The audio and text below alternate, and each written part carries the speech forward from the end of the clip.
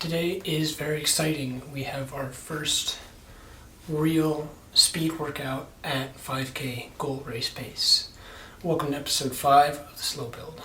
So like I said, the workout today is pretty exciting because I think we have about 5 weeks now until we're going to run a 5K. So it's not a lot of time, but we have enough time to kind of find some speed and get our legs a little stronger. Today's workout is as follows: 2-mile warm-up, followed by 2-minute rest, and then 6 repetitions of 400 meters at 5K pace, and 2 minutes rest after that as well, and then 2-mile cooldown to end it. So when it comes to these workouts, I always have to ask myself, what is 5K pace, right? Because I haven't raced a 5K since high school, 4 years ago. And so I don't really know what that pace is. I do have a goal time. I don't really need to have a goal time. I should just go out and run the race. But if I can run like 18 minutes, maybe underneath that, I'd be very incredibly happy with it. So what does that mean for 400s? That means anywhere from 80 seconds to 90 seconds per 400.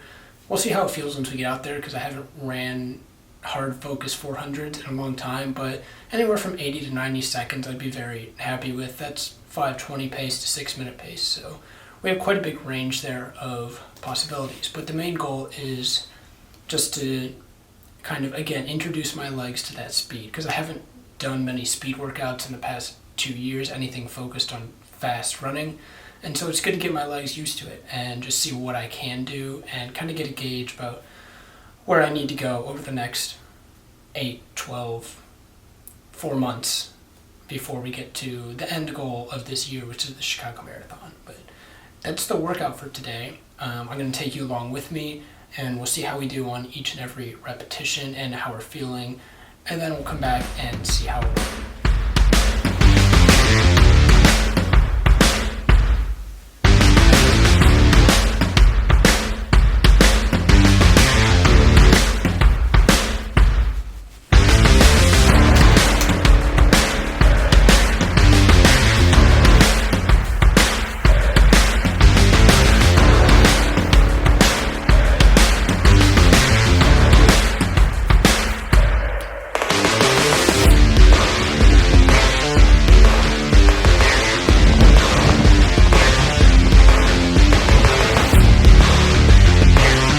Okay, warm-up is complete.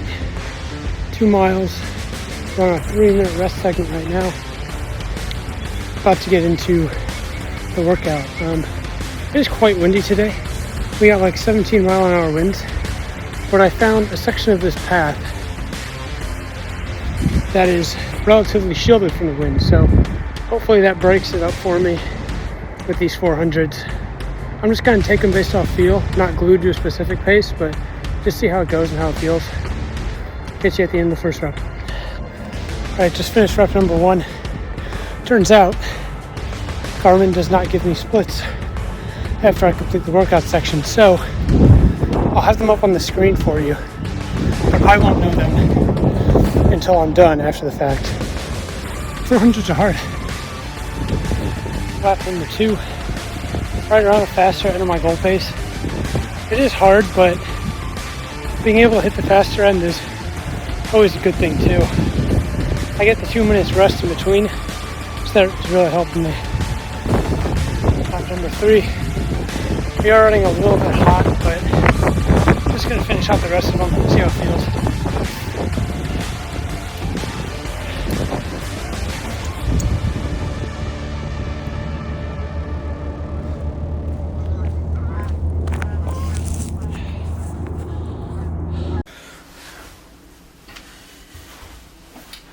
Alright, workout is complete. It was very good, so we're going to get right into it. But, as always, big bowl of pasta I'm working on right now.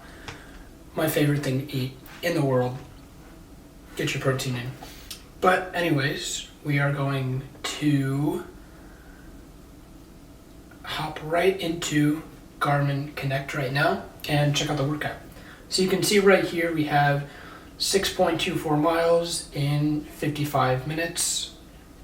Average heart rate is a little lower than what you would typically see. That's because Garmin counted my walking rest segments in to the mileage, time, and heart rate, so that's why you see that. But we can look at our stats, don't really want to do that. Intervals is where we want to be. So we see we have our warm-up right here, 2 mile warm-up, average 7:57. That's expected, nothing to see there. But then we get into our intervals. So here are all of our 6 run segments that we had. I don't know what the 7th one is doing there, but it's there. So 6 run segments. Again, these were 400, so that's a quarter of a mile. The goal pace was 80 seconds to 90 seconds. I did get out a little hot, but I also didn't crash and burn like I did last week. If you haven't seen that video, it's up here. But we started off number 1. We went 78 seconds, 79, 77, 78, 78. And then the last one, cooked it a little bit, 75. 400s are hard, don't forget that. But they were all pretty steady. I wouldn't call it 5K pace. 5K pace is a bit ambitious.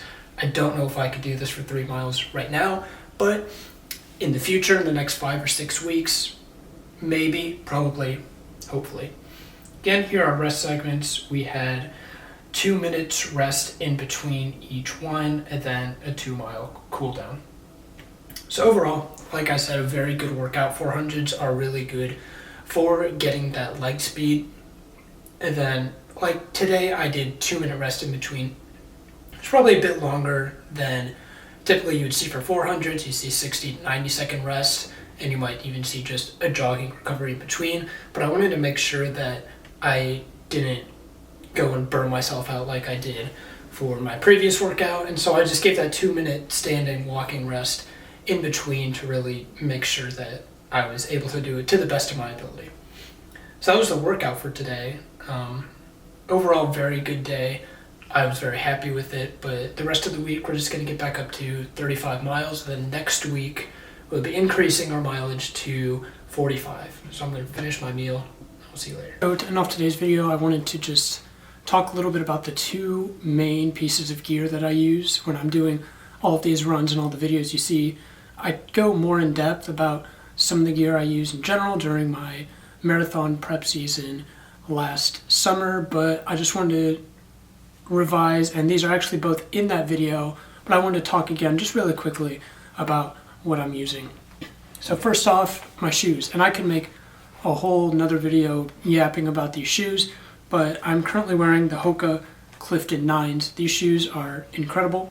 I've been wearing the Hoka Cliftons for 2 or 3 years, ever since high school pretty much, and I started with the Clifton 6.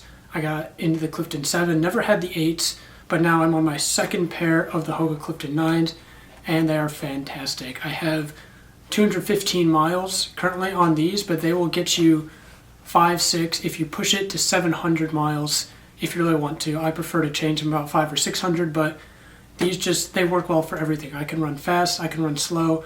You can do pretty much anything you need in these shoes. These are quite possibly my all-time favorite shoes behind the Brooks Ghost series that I used early on in high school. Alongside my shoes, the other big piece of gear that I use is going to be my watch. I've also talked about this in depth before. I could make another video, but this is the Garmin Venue.